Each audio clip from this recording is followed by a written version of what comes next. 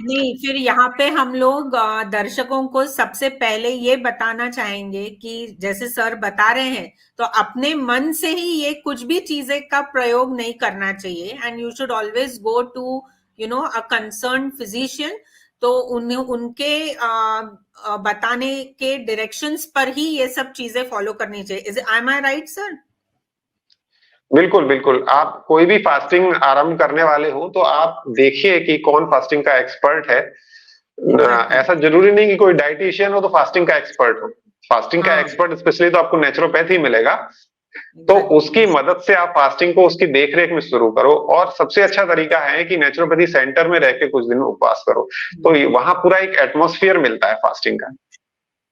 Right. आपको कोई भी खाने की स्मेल नहीं आएगी जिसकी वजह से आपके अंदर टेम्पटेशन वगैरह हो। और हर समय जो भी आपके उस दौरान जो क्या बोलते हैं हीलिंग क्राइसिस जो आते हैं, तो वो उसको भी हैंडल कर पाएंगे वहां पर इजिली। तो एक एक दो बार अगर आप नेचुरोपैथी सेंटर में कर लेते हो तो आप समझ जाते हो, आपके शरीर के सिस्टम को समझ जाते हो, आपके अंदर एक फेथ डेवलप हो जाता है। तो आप इजिली कर पाते हो फास्टिंग, घर पे भी फिर कर पाते हो। लेकिन एक दो बार जो आपका शुरुआती अनुभव है वो नेचुरोपैथी सेंटर में देखरेख में ही होना चाहिए। लेकिन सर, इसका साइंटिफिक एविडेंस क्या है आज हमारे साथ? बिकॉज हम लोग सब एविडेंस की बातें आजकल करते हैं, isn't it? So evidence based सब चीजें चाहिए रहती है टू प्रूव एनी साइंस।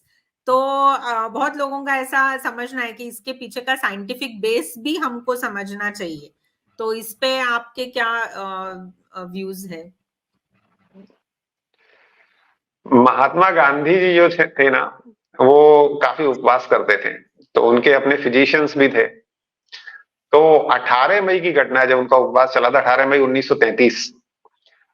तो उस समय जो उनके डॉक्टर्स की टीम थी उनमें से एक डॉक्टर ने उनका पूरा स्टडी करके बताया कि इनकी उम्र तो 64 इयर्स है, लेकिन उनकी बायोलॉजिकल एज जो है वो 40 इयर्स के अराउंड लगती है।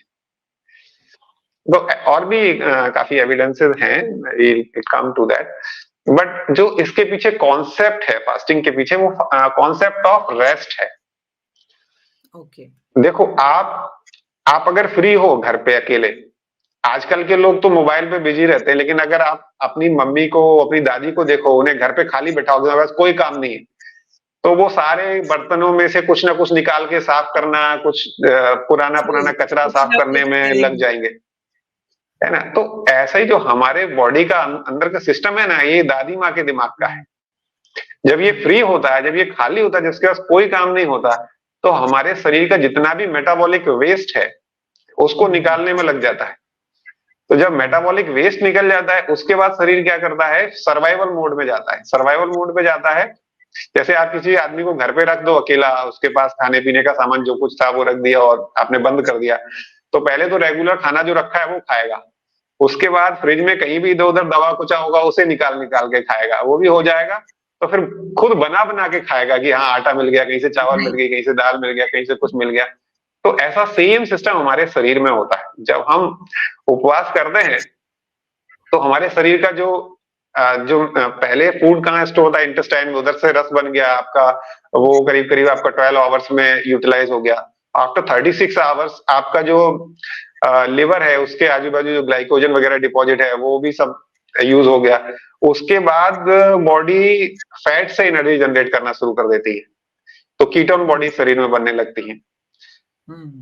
तो इस तरीके से शरीर काम करता है। तो इसमें जो कहने का मतलब था, जब हम शरीर को आराम देते हैं तो शरीर अपने आप क्लेंजिंग प्रोसेस में लग जाता है। तो आराम की 3 कॉन्सेप्ट है नेचुरोपैथी में, हम बोलते हैं 3 P of rest. Physical rest, ज्यादा एक्टिविटी नहीं करना, रेस्ट करना, आराम से आप बिस्तर पे लेटे हो तो ये दिस इज फिजिकल रेस्ट।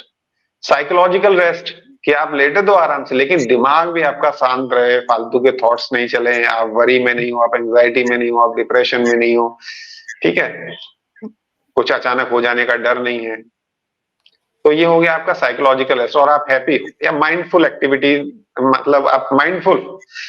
उसके बाद तीसरा होता है फिजियोलॉजिकल रेस्ट, मतलब जिसमें आपकी शरीर की प्रक्रियाएं जो है, फिजियोलॉजिकल प्रोसेसेस भी हैं जो, वो रेस्ट पर हो। तो ये 3 टाइप के रेस्ट होते हैं। जनरली हम संडे के दिन फिजिकल रेस्ट ले लेते हैं, कभी कभी बहुत अच्छा आदमी है तो साइकोलॉजिकल रेस्ट भी ले लेता है, कहीं बढ़िया अच्छी जगह घूमने चला जाता है एकदम ग्रीनरी में बढ़िया। और कुछ लोग वो भी नहीं करते हैं, लगे रहते हैं शेयर मार्केट में या किसी में तो साइकोलॉजिकल रेस्ट भी नहीं हो पाता। तो फिजिकल रेस्ट तो लोग कर ही लेते हैं और कुछ लोग साइकोलॉजिकल रेस्ट भी कर लेते हैं, लेकिन वो फिजियोलॉजिकल रेस्ट के बारे में नहीं सोचते। और होता उल्टा है कि सैटरडे संडे जब हम फिजिकल और साइकोलॉजिकल रेस्ट लेते हैं तब हम फिजियोलॉजिकल ओवरलोड लेते हैं। हाँ, सैटरडे को बाहर खाने जाना है ना, संडे को बाहर खाने जाना है। तो अब इसमें भी मोस्टली क्या होता है, मान लीजिए एक बंदा अपना जॉब करके फ्राइडे को घर पे आया, थक गया था, काफी स्ट्रेसफुल था, और वो घर पे आया और उसका कुछ खाने का मन नहीं हो रहा है, स्ट्रेस में था, तो उसने अपने बेबी को बोला कि भाई कुछ मत बना मेरे लिए, मैं खाना नहीं खाऊंगा। तो पत्नी कहेगी ऐसा कैसे चलेगा, दुबले हो जाओगे, खाना नहीं खाओगे तो ऐसे कैसे चलेगा, नहीं कुछ खा लो, तुम्हारी पसंद की सब्जी बना दे रहे। तो उसका थोड़ा मन आ जाएगा चलो खा लूं, अगर फिर भी वो सोचता है नहीं खाऊं, नहीं मुझे कुछ नहीं खाना, तो पत्नी बोलेगी ऐसे कैसे चलेगा, तुम नहीं खाओगे तो मैं भी नहीं खाऊं। तो थोड़ा और प्रेम में आ जाएगा, भाई ये नहीं खाएगी जिसके लिए तो खा लो, जहां कुछ नहीं खाना जी। और फिर क्या होगा, धीरे धीरे बच्चे सुन लेंगे कि इन लोगों के बीच में झगड़ा चल रहा है, तो हम लोग प्लान करते हैं कि बाहर खा के आते हैं। तो बच्चे बोलेंगे आज बाहर चलो, तो फिर पत्नी बोलेगी चलो चलो बहुत दिन हो गए बाहर नहीं खाया, बाहर खा के आते हैं। फिर सबका मन बन जाएगा, बाहर जाके खा के आते हैं। तो जब तक आप बाहर निकलेंगे तब तक 10 बज जाएगा, जब तक खाना ऑर्डर करके खाएंगे तो 12 बजेगा। और जब आप कुछ नहीं आपका शरीर मांग रहा था, साइकोलॉजिकल स्ट्रेस में था आपका शरीर या वर्कलोड से परेशान था, जहां आपको शरीर को रेस्ट देना था, कुछ नहीं खिलाना था, वहां आप शरीर को इतना खिला के आएंगे कि दूसरे दिन बीमार पड़ेंगे। तो ये जनरली हमारी लाइफ में ऐसा होता है। खाने के साथ हम इतने इमोशनली जुड़े हुए हैं ना कि हम घर में किसी को थोड़े आज के दिन नहीं खाए ऐसा देख नहीं पाते।